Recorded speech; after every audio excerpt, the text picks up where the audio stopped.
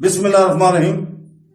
السلام علیکم دوستو، کیا آپ نے کبھی سوچا ہے کہ کیا بیماری یا طاعون اللہ تعالیٰ کی طرف سے نازل کرتا عذاب ہے؟ اس موضوع کو دریافت کرنے اور گہری سمجھ حاصل کرنے کے لیے ہم اس تعلیمی ویڈیو میں ذکر کرتے ہیں۔ علم اور آگاہی پھیلانے کے لیے اس ویڈیو کو دوسروں کے ساتھ شیئر ضرور کریں۔ تو دوستو، ہم سورہ البقرہ آیت نمبر 59 کا ذکر کرتے ہیں اور اس کا حوالہ دیتے ہیں۔ بنی اسرائیل پر طاعون کا عذاب مسلط کیا گیا اور اس کی وجہ سے ایک ساتھ میں ان کے 70,000 افراد ہلاک ہو گئے تھے اور دوسرے قول کے مطابق 24,000 افراد ہلاک ہو گئے تھے۔ طاعون کے بارے میں 3 حدیث ہیں۔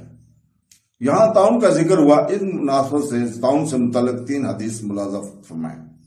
نمبر 1، حضرت اسامہ رضی اللہ تعالیٰ سے روایت ہے کہ حضور اقدس صلی اللہ علیہ وسلم نے ارشاد فرمایا، بے شک یہ طاعون ایک عذاب ہے جس نے تم سے پہلے لوگوں پر مسلط کیا گیا تھا، لہذا جب کسی جگہ طاعون ہو اور تم وہاں موجود ہو تو تم طاعون سے بھاگ کر وہاں سے نہ نکلو، اور جب کسی جگہ طاعون ہو تو تم وہاں نہ جاؤ۔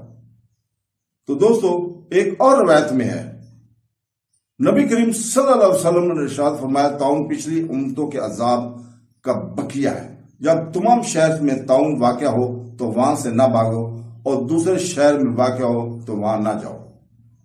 نمبر 3، ام المومنین حضرت عائشہ صدیقہ رضی اللہ تعالیٰ فرماتی ہیں، میں نے رسول پاک صلی اللہ علیہ وسلم سے طاعون کے بارے میں عرض کی تو انہوں نے مجھے بتایا کہ طاعون ایک عذاب ہے، اللہ تعالیٰ جس پر چاہتا ہے یہ عذاب بھیج دیتا، اور اللہ تعالیٰ نے اسے اہل ایمان کے لیے رحمت بنایا ہے۔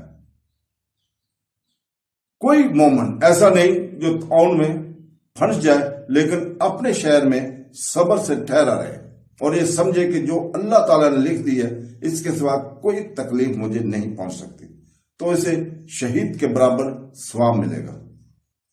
تو دوستو، اللہ تعالیٰ سے دعا ہے کہ ہمیں قرآن پاک پڑھنے، تفسیر پڑھنے اور حدیث پڑھنے اور اس کے اوپر عمل کرنے کی توفیق عطا فرمائے۔